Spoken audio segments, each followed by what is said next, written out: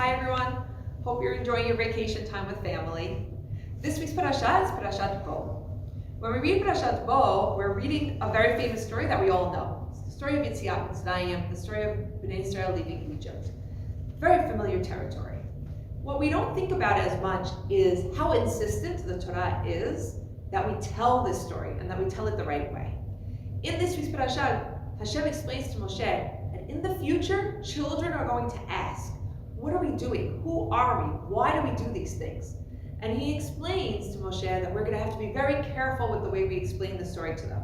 It should not be a story about how we were once slaves and how things were terrible for us and how we're always going to be picked on because we are Jews and maligned and left out. Instead, it's going to be a story about how we can survive anything, how the things that happen to us, we are always going to use to transform the world for the good. We were once slaves, so we will never allow slavery to be present on earth. We were once abused, we will always protect those who are in the way of harm. That's our job. That's what we need to discuss with our children, with ourselves, as we read these parashiyot.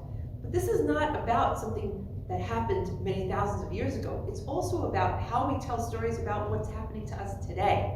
When things are going badly, when the world is struggling, which clearly this year was a year of terrible struggle for everyone, what will we tell our children and ourselves?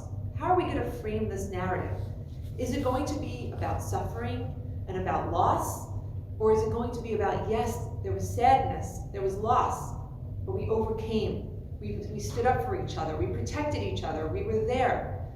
And Hashem always is there and watching out for us as well. It's a story of resilience. That's the story we want to tell ourselves and our children. It's the story of the Jewish people, and it's the story of Parashat Bo. I hope that you enjoy it together as a family. Wishing you all well.